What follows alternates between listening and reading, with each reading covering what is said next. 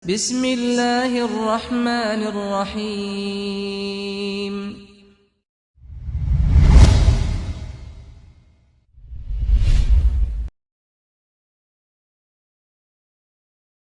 Bismillahirrahmanirrahim. Assalamualaikum warahmatullahi wabarakatuh. Innal hamdalillah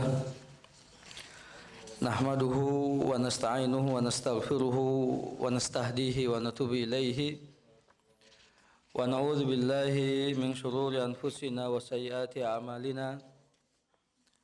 May yahdihillahu fala mudilla lahu wa may yudlil fala hadiya lahu. Ashhadu an la ilaha illallah wahdahu la syarika lah wa ashhadu anna Muhammadan abdullahi wa rasuluh. Allahumma salli wa sallim wa barik ala nabiyyina Muhammadin wa ala alihi wa ashabihi ajma'in wa man tabi'ahum bi ihsanin ila yaumiddin. Ya ayyuhalladzina amanu taqullaha haqqa tuqatih wa la tamutunna illa wa antum muslimun. Ya ayyuhan nasu taqu rabbakum alladzi khalaqakum min nafsin wahidah wa khalaqa minha zawjaha wa batha minhuma rijalan katsiran wa nisaa'a wattaqullaha alladzi tasaaluna bihi wal arham innallaha kana 'alaikum raqiba. Ya ayyuhalladzina amanu taqullaha wa qulu qawlan sadida yuslih lakum a'malakum wa yaghfir lakum dhunubakum wa may yuti'illaha wa rasulahu faqad faza fawzan 'azima. Summa ma ba'du fa inna ahsanal hadisi kitabullah wa khairal hadyi hadi nabiyina Muhammadin sallallahu alaihi wa alihi wasallam wa syarrul umuri muhdatsatuha fa inna kulla muhdatsatin fid dini bid'ah kulla bid'atin dhalalah kulla dhalalatin finnar. Ikhwani wa akhwati al-ahibba rahimani wa rahimakumullah. Alhamdulillah, segala puja dan puji bagi Allah Subhanahu wa taala. Rabb semesta alam tak ada sekutu baginya. Hanya kepada Allah kita menyembah dan beribadah, dan hanya kepadanya kita memohon pertolongan. Alhamdulillah atas berbagai limpahan nikmatnya, rahmat dan karunia-Nya, keberkahan dan keutamaannya, dan berbagai nikmat lainnya. Semoga kita dapat mensyukuri nikmat-nikmat Allah Subhanahu wa taala dengan menggunakannya untuk sebesar-besarnya beribadah kepadanya tabaraka wa ta'ala. Allahumma amin ya rabbal alamin. Tidak lepas salawat dan salam kita limpahkan, kita haturkan ke hariban baginda Nabi Muhammad sallallahu alaihi wasallam serta keluarga beliau, sahabat beliau, dan umat beliau ke akhir zaman. Sebelumnya saya mengajak kita semua untuk memberikan doa dan juga kesabaran bagi saudara-saudara kita di Kabupaten Cianjur yang diuji oleh Allah Subhanahu wa taala dengan gempa bumi, tepatnya hari Senin pekan lalu, di saat kita sedang mengikuti kajian di masjid yang mulia ini. Dan alhamdulillah kita di sini dilindungi dan dijaga oleh Allah Subhanahu wa taala.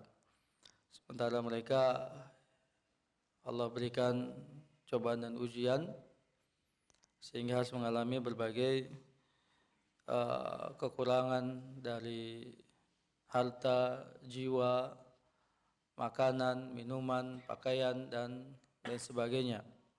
Karenanya saya mengajak kita semua sebagai umat Islam yang merupakan satu tubuh, hendaknya memiliki empati dan simpati untuk meringankan beban saudara-saudara kita semua. Dalam hadis Nabi sallallahu alaihi wasallam, "Mathalul mu'minina fi tarahumihim wa tawaddudihim kal jasadil wahid. Idza ishtaka udwun tada'a sa'irul jasadi bil humma wa as-sahar." Atau kama qala sallallahu alaihi wasallam. Perumpamaan orang-orang yang beriman dalam kasih sayang mereka dan kecintaan mereka satu dengan yang lainnya seperti satu tubuh. Jika ada salah satu anggota badan yang sakit, maka sekujur tubuhnya akan mengalami demam, panas, dan tidak bisa tidur.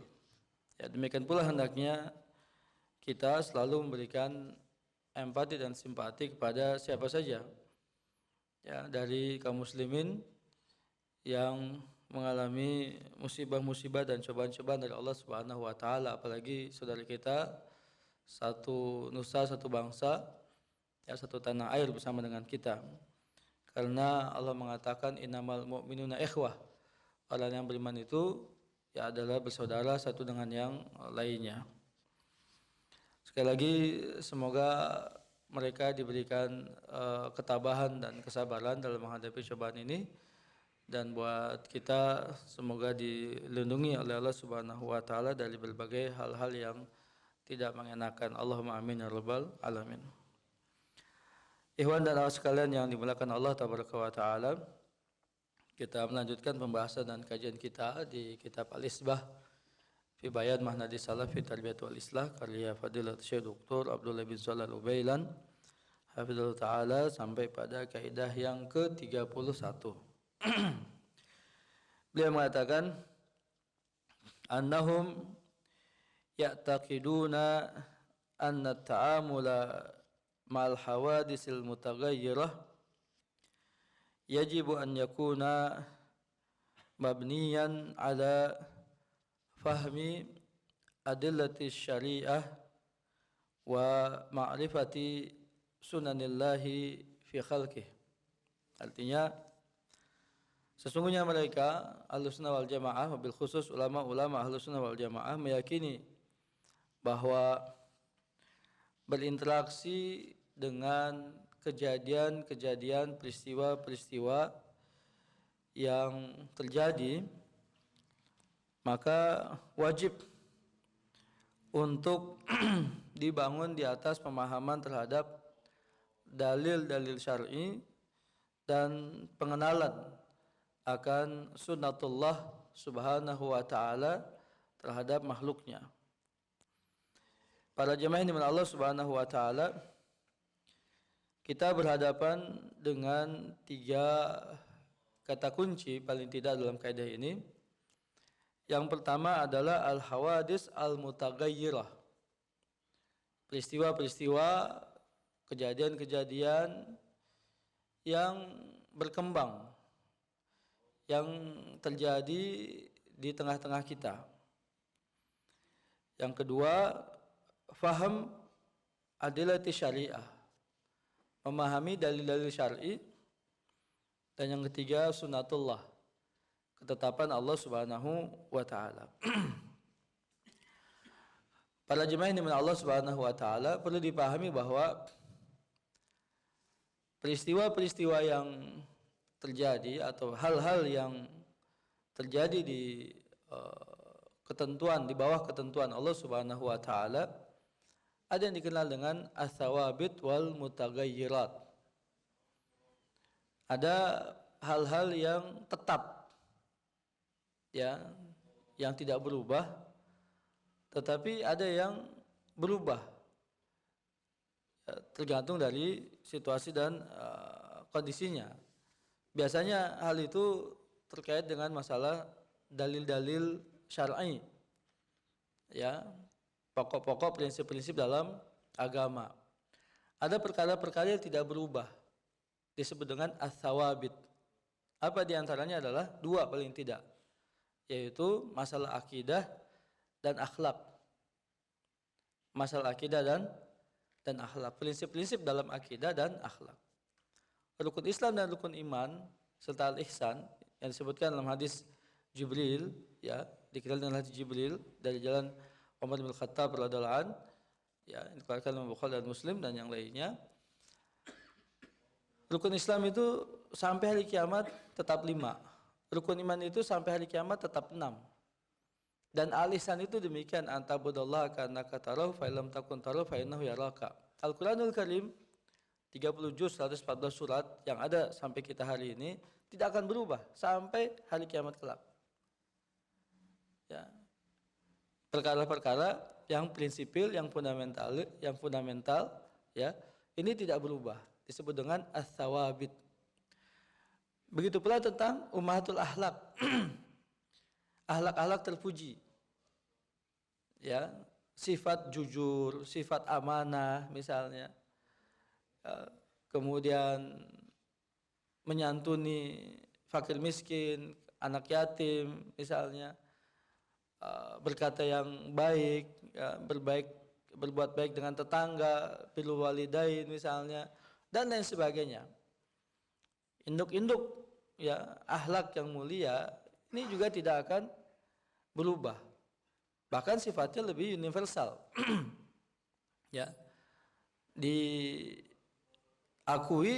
diyakini dan dilaksanakan oleh segenap umat manusia dari berbagai ya lintas agama ya dan lain sebagainya. Jadi dua hal itu disebut dengan sawabit. Nah, lalu di sana yang kedua adalah mutagayyirat yang berubah. Ya masuk dalam bab istihad biasanya. Ya, istihad yang kontemporer sesuai dengan kondisi dan keadaan zaman. Ya. Atau misalnya juga terkait dengan masalah sunatullah al-kauniyah. Ketetapan Allah tabaraka wa taala yang terjadi di bawah kerajaannya di alam semesta ini. Wa tilkal ayyamu nudawiluha bainan nas. Demikianlah hari-hari itu kami pergilirkan di antara manusia. Kehidupan, kematian, kejayaan, kehancuran, misalnya kemuliaan, kehinaan, begitu ya. Dan seterusnya ini berubah. Ya. Selalu terjadi pergeseran-pergeseran. Atau yang menyangkut kepada ketetapan Allah di alam semesta. Terutama ya di dunia ini misalnya. Ya. Bencana-bencana alam, musibah-musibah, petaka-petaka dan lain sebagainya. Atau sebaliknya, ya, peperangan, kelaparan misalnya, kemiskinan dan lain sebagainya. Baik yang merupakan ada turut campur tangan manusia, jelas-jelas merupakan campur tangannya manusia, atau juga tidak demikian. Ya, tidak bisa kita kaitkan secara kausalitas demikian misalnya. Sebagai contoh misalnya, pemilihan pengangkatan pemimpin satu kaum, wakil-wakil mereka di parlemen misalnya ya. Kemudian yang lebih jauh daripada itu misalnya jelas penebangan hutan liar, misalnya illegal logging. Kemudian kerusakan lingkungan, ya, pencemaran limbah misalnya, yang jelas-jelas merupakan campur tangannya manusia, sehingga mengakibatkan musibah-musibah, bencana-bencana yang terjadi dengan perbuatan-perbuatan seperti itu. Yang Allah sebutkan di surat Ar-Rum, Zaharal fasadu fil barri wal bahri bima kasabat aydin nas. Ya, telah nampak kerusakan di daratan dan di lautan disebabkan tangan-tangan manusia. Ya. Atau juga tidak terikat dengan itu. Ya. Apakah bisa kita katakan bahwa bencana atau gempa bumi ini misalnya terkait langsung dengan perbuatan manusia di atasnya? Kita hanya bisa mengatakan iya dan tidak bisa memastikan. Kan begitu. Gunung meletus misalnya. Apakah juga terkait dengan perbuatan manusia di atasnya? Kita tidak bisa memastikan iya dan tidaknya. Tapi dia merupakan bagian daripada sunatullah azza wa jalla, ketetapan Allah tabaraka yang mesti berlaku. Dan ada hikmah di balik semuanya itu. Apakah juga dia terkait dengan perbuatan-perbuatan manusia di atasnya atau tidak? Begitu. Ya.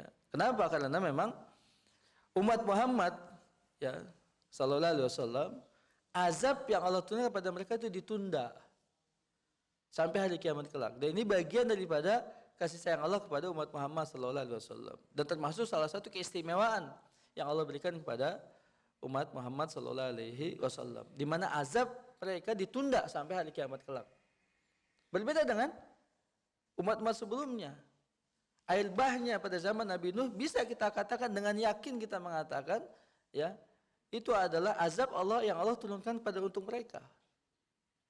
Yakin kita bisa mengatakan itu, kita bisa memastikan itu. Begitu. Kemudian bagaimana Allah menghancurkan kaum Nabi Lut? Misalnya begitu. Bagaimana Allah menghancurkan kaum Ad, Samud misalnya, dan kaum-kaum sebelumnya. Bagaimana juga Allah menghancurkan Fir'aun dan bala tentaranya. Kita meyakini betul semuanya itu adalah pembalasan Allah, azab Allah terhadap kepada mereka. Ya.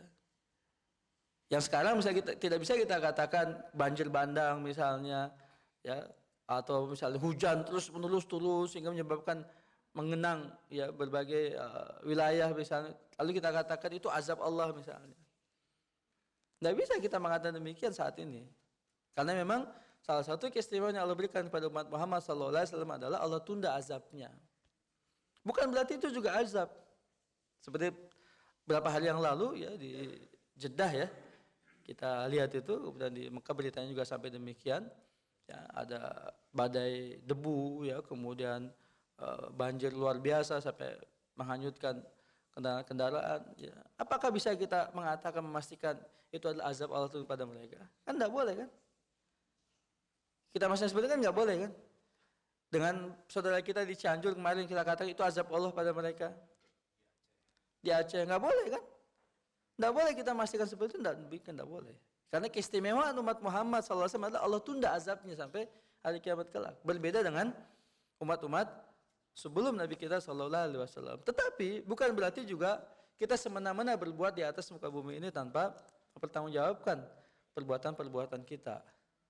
Ya, hanya saja kita tidak bisa memastikannya berdasarkan dalil-dalil syar'i. Maka tadi dikatakan, ya, semua peristiwa yang terjadi, baik secara langsung ada campur tangan manusia terhadapnya, atau juga tidak ada, maka harus kita bangun pemahaman kita di atas dalil syar'i. Adakah wahyu yang turun menjelaskan hal itu? Misalnya begitu kan, dan lain sebagainya. Baik Quran atau hadis, bukan apa namanya cocokologi gitu menurut saya. Ilmu apa namanya itu ya? Nyocok-nyocokin gitu Pak. Ya. Cocokin tanggalnya, cocokin harinya lah, bulannya lah, tahunnya lah, bintangnya lah misalnya. Apalagi misalnya peristiwa ini segala macam, kan tidak boleh kan? Tidak boleh, sama sekali tidak boleh perbuatan seperti itu, sama boleh dilarang. Ya. Itu bukan daripada apa namanya manhajnya ahlu sunnah dalam memahami segala peristiwa yang terjadi. Misalnya begitu.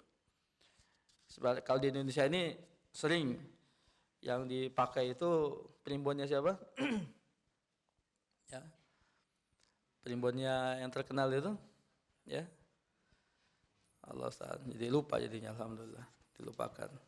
Ya, pemimpin Indonesia ini tidak terlepas dari sabda palonnya siapa itu, ya, Aki Joyoboyo misalnya segala macam, ya. Kan tidak boleh kan kita sebagai akidah seorang muslim kan tidak boleh seperti itu. Ya, akidah kita sebagai muslim kan tidak boleh kita meyakini hal-hal dengan cara mistis seperti itu begitu. Ya, makanya tadi dikatakan harus dibangun di atas mubayyinan ala fahmi adillati syar'iyyah. Ya, harus dibangun di atas pemahaman terhadap dalil syar'i, yaitu Al-Qur'an dan hadis. Ya. Yang kita mengatakan pemimpin si fulan, ya, yang sebagai pemimpin kita saat ini yang merupakan azab Allah untuk kita, kan nggak boleh demikian. Atau sebaliknya misalnya juga nggak boleh juga demikian. Ya, nah, itu dia. Karena apa? Kita tidak mengetahui secara pasti dalil syar'i yang berbicara tentang hal itu. Gitu ya. Kemudian juga ma'rifat sunnatillah ya fi khalqihi. Ketetapan Allah dalam alam semesta ini. Yang tadi disebutkan sunnatullah itu ada yang sunnatullah kauniyah dan ada sunnatullah syar'iyah. Sunnatullah syar'iyah ini ayat-ayatnya Al-Quranul Karim. Sementara sunnatullah kauniyah yang terjadi di alam semesta ini. Tadi saya sampaikan di awal, sekali lagi baik ya ada hubungan sebab musabab dengan perbuatan-perbuatan manusia, atau juga tidak ada hubungan sebab musabab dengan perbuatan manusia. Tapi semuanya itu ada hikmah yang Allah inginkan agar hamba-hambanya kembali kepadanya subhanahu wa ta'ala dengan taubat dan istighfarnya. Ketika mereka hendak menyerang kota Mekah, maka Aisyah radhiyallahu anha bertanya kepada Nabi sallallahu alaihi wasallam, bagaimana mereka dibinasakan semuanya, ditenggelamkan ke dalam perut bumi, padahal ada di antara mereka yang tidak berniat untuk berperang. Ada di antara mereka para pedagang, ada di antara mereka wanita-wanita dan anak-anak dan orang-orang tua yang sama sekali tidak ingin menyerang kota Mekah. Maka Nabi SAW mengatakan yubasuna yawmal qiyamati ala niyatihim. Nanti pada hari kiamat kelak mereka akan dibangkitkan berdasarkan niat-niat mereka. Tanda kutip, itu tanggung jawab di akhirat di hadapan Allah nanti. Tapi ketika di dunia, pada saat itu semuanya harus kena gitu. Semua harus mengalaminya. Ya. Nah, ini jadi pelajaran sebenarnya untuk bisa kita pahami bersama. Ya, jadi ada beberapa nas Al-Quran wahyu tadi sebutkan adilah syariah dari syariah berbicara tentang hal itu. Ya, bagaimana azab Allah itu turun terhadap suatu kaum disebabkan kemungkaran yang mereka kerjakan, pelanggaran syariat yang luar biasa melampaui batas yang mereka kerjakan. Ya. Lalu Allah ya, Allah siksa mereka, Allah azab mereka disebabkan perbuatan itu. Sekali lagi para jemaah yang Allah Subhanahu wa taala, ada satu persoalan yang cukup penting untuk diperhatikan dalam memahami fikih nawazil, perkara-perkara kontemporer. Jadi begini Pak, ada dalil Quran Sunnah, di dalil Quran Sunnah. Kemudian pemahaman terhadap dalil itu, lalu berikutnya adalah implementasi dari dalil itu, penerapannya ya terhadap dalil itu untuk satu persoalan yang ada di depan kita.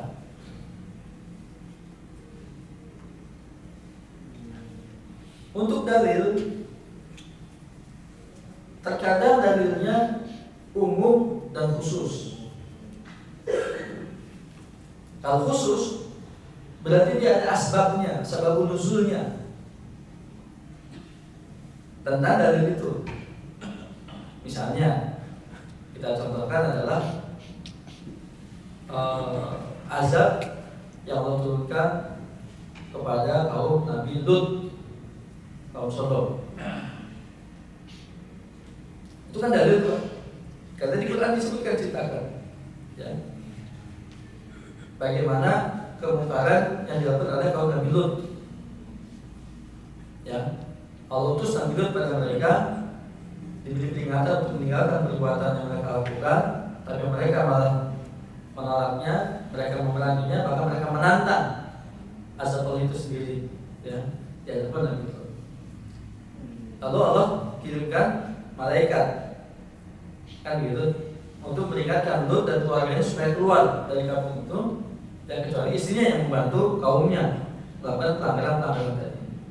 Itu namanya dalil. Semua cerita itu di Quran tuh, kisah itu ada semua di Quran, itu dalil namanya. Dan khusus dia sebabnya untuk Nabi Lut, kaum Nabi Lut, cerita kaum Nabi Lut. Maka Allah timpakan azab pada mereka.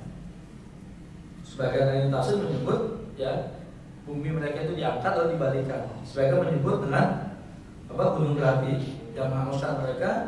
Dan ternyata ya tuh ya, ketika situs itu ditemukan ya, bagaimana kaumnya itu ya, mati dalam keadaan posisi mereka sedang berbuat maksiat ya, dengan kaumnya. Ini pemahamannya demikian, bahwasanya itu ada azab yang Allah berikan pada mereka sebabkan pelanggaran mereka. Itu pemahaman dari tersebut, pemahaman cerita itu, pemahaman kisah itu sebenarnya Al-Quran. Ya. Okay. Nah, apakah dalil tadi, cerita tadi, pemahaman itu dapat kita implementasi untuk kondisi sekarang? Kita terapkan, kita belum lihat dengan kondisi sekarang, di mana saja kita mendapati ya orang-orang yang berbuat seperti perbuatan kaum Nabi Lut, lalu kita katakan ya mereka akan mendapatkan azab sama seperti azab kaum Nabi Lut. Misalnya demikian maksudnya. Disebut dengan tanzil adillah, kata gitu kan, di nawazil hadisah, menurunkan atau mengimplementasikan dalil-dalil tadi ke dalam kenyataan realita faktual yang ada di depan kita sekarang ini.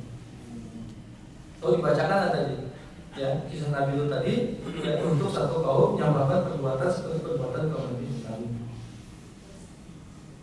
Itu tidak bisa serta. Kenapa begitu? Ya, kaum Nabi Lut jelas Allah sebut kaum Nabi Lut, ya kaum Sodom. Jelas disebutkan itu, nah, wilayahnya, tempatnya, negerinya, ya Nabi disebutkan semuanya jelas. Tapi untuk masyarakat, kondisi kaum yang ada sekarang ini, apakah ada dalil yang menyebutkan mereka dengan jelas seperti itu? Menyebut langsung wilayah ini, negeri ini, kaum ini. Kan tidak kan? Kan tidak begitu kan? Ya. Kenapa demikian? Ya. Karena nanti pada akhirnya kita akan takyin namanya, menetapkan atau mengkhususkan penetapan satu wilayah secara khusus tanpa didukung oleh wahyu yang menerangkan hal itu. Maka di awal sekali lagi tadi saya singgung prinsipnya adalah ya baik ada hubungan kausalitas atau tidak ada hubungan kausalitas, sebab musabah atau juga ada musabah. Tapi semua itu ada hikmahnya, gitu kan. Sama ketika kita juga mengatakan begitu, ya. Dalilnya ini, berhati-hatilah kalian terhadap satu musibah, satu bencana, satu petaka yang tidak hanya mengenai orang-orang zalim saja terhadap kamu. Kalau musibah itu sudah turun, kalau petaka itu turun, mengenai semuanya. Orang yang baik dan orang yang buruk kena semuanya. Begitu. Itu ancaman Allah Tabaraka wa Ta'ala. Misalnya, kita ambil contoh misalnya. Ada satu keluarga selalu buang sampah di sungai. Didiamkan, diikuti oleh keluarga kedua, diikuti oleh yang lainnya. Semua akhirnya satu kampung itu yang buang airnya di sungai. Lalu menyebabkan sungai itu mampet, meluap, ketika hujan turun datang, banjir semuanya terendam. Padahal di sana ada orang-orang juga yang baik yang tidak buang sampah ke sungai. Tapi ketika banjir mengepung mereka, siapa yang kena? Apakah cuma orang yang buang sampah di sungai saja? Tidak, semua yang ada di Leta kan akan mengalaminya.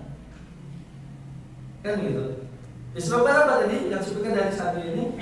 Jika mereka melihat kemungkaran lalu tidak merubahnya, mendiamkan saja, kemudian itu terus terjadi, misalnya kalau timpakan azab pada mereka dan mengenai semuanya.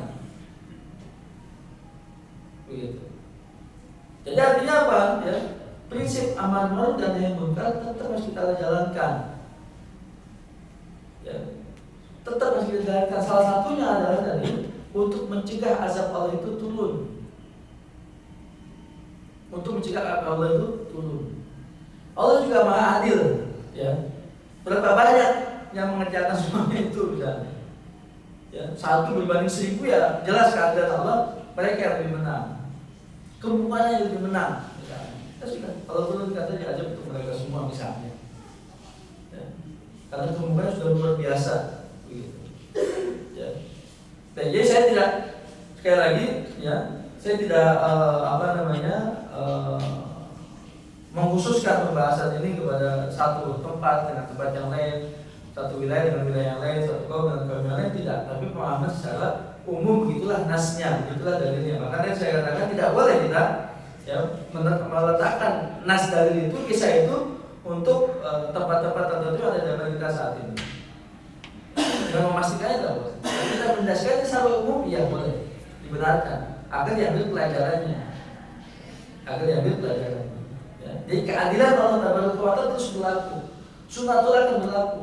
Yang baik akan menang, yang jelek akan hancur, akan kalah jelas. Yang baik akan mendapatkan keberkahannya, kemudian kekufuran, ya, kemaksiatan, pelanggaran syariat juga akan mengalami sisa-sisanya. Azab di dunia sebelum nanti azab di akhirat. Ini prinsip-prinsip yang sudah bagus, sunnatul sudah berlaku gitu. Ya, di alam semesta. Begitu ya. Baik. Ya, terakhir misalnya di hadis Nabi sallallahu alaihi wasallam, "Idza ra'aita syuhan muta'an wa hawa muttaba'an wa ijabu kulli ra'yin bi'ayhi, falaika bi khuwaisati nafsika."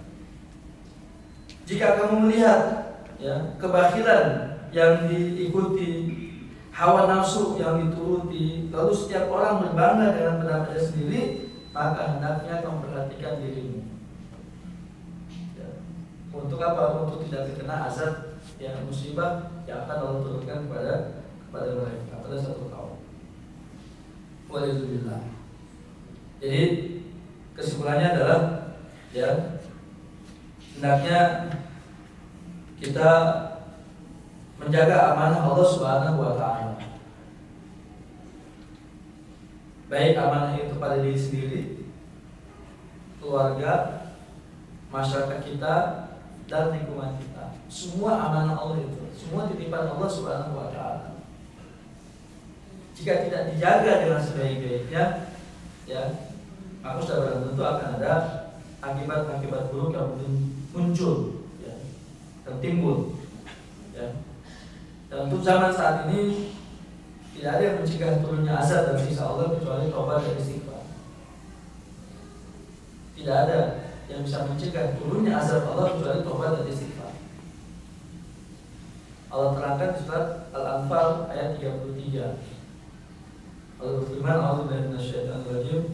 Wa ma kana Allahu liyu'adzibahum wa anta fihim. Wa ma kana Allahu mu'adzibahum wa hum yastaghfirun." Tidaklah Allah mengazab ya mereka ketika kamu Muhammad berada di tengah-tengah mereka. Dan tidaklah Allah mengazab mereka selama mereka beristighfar. Al-Anfal 33. Allah mengatakan ayat ini menerangkan azab Allah tertahan dengan dua sebab. Yang pertama, adanya Nabi Muhammad SAW di tengah-tengah manusia. Artinya dia masih hidup. Nah, aku lihat misalnya kafir Quraisy itu masih utuh tuh rumah-rumah mereka, kebun-kebun mereka, istana-istana mereka, orang-orang kaya mereka masih utuh itu. Padahal mereka tahu terhadap Nabi SAW luar biasa, mengusirnya, memeranginya, memusuhinya, membunuh sahabat-sahabatnya dan sebagainya. Dan Nabi juga tidak pernah berdoa agar Allah memberikan azab pada mereka. Bahkan ketika Nabi diusir di Taif itu, dia paling batu-batu oleh anak-anak kecil dan orang perempuan dan dikatakan orang gila, datang malaikat penjaga gunung. Ya Muhammad, aku diutus oleh Rabbmu padamu jika engkau mengendaki berminat kutipan pada mereka. Apa jawaban Nabi SAW? Tidak. Jangan. Mereka orang-orang tidak tahu itu. Orang-orang tidak tahu. Tidak tahu hakikat dari kebenaran yang sesungguhnya begitu. Dan semoga lahir dari mereka orang-orang yang akan, ya anak-anak yang akan menyembah beribadah kepada Allah Subhanahu wa taala. Sampai sebegitunya. Nah, kalau kita digituin, gunung tiap hari meletus, pindah-pindah tempat gunung tiap hari. Gitu kan? Selesai urusan beres. Nggak perlu nunggu lama-lama sampai 23 tahun masuk sana kemari kan? Nggak masuk kan enggak? Ya, menahan tuh doa itu tuh ditahan misalnya salah untuk atau untuk mazhab orang-orang berbuat zalim pada beliau. Dan itu keistimewaan Allah berikan pada Muhammad SAW. Itu yang pertama. Yang kedua, wa ma kana Allah mu'adzibahum wa hum yastaghfirun. Dan tidaklah Allah mengazab mereka selama mereka beristighfar.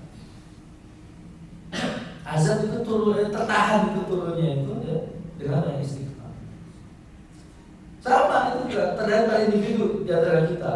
Jadi kalau kita melazimi istighfar, di mana saja kita beristighfar, boleh jadi Allah hindarkan kita dari musibah-musibah yang seharusnya kena kita, Allah hindarkan kita dari musibah-musibah itu. Ya. Apa saja itu musibahnya? Yang kebakaran, yang apa lagi yang copetan, tabrakan lah ini, waliyadzubillah. Segala bentuk musibah dan malapetaka.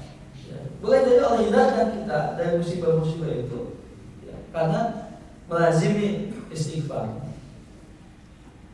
Dan ya mudah-mudahan ya negeri kita ya, dimakmurkan oleh orang-orang yang banyak beristighfar. Dan kita menjadi bagian dari mereka. Amin ya rabbal alamin. Kita berhutang kepada orang-orang yang selalu membaca lisannya dengan istighfar. Ya, istighfar. Mudah-mudahan ini jadi pelajaran untuk kita semua. Ya, bahwa kita harus kembali kepada Allah Subhanahu wa taala, bertobat dan istighfar kepadanya dari segala bentuk pelanggaran-pelanggaran kemaksiatan yang kita lakukan. Semoga Allah menjaga kita, menjaga diri kaum muslimin dari berbagai hal yang menyusahkan dunia dan akhirat. Allahumma amin ya rabbal alamin. Demikian para jemaah yang dimaksud Allah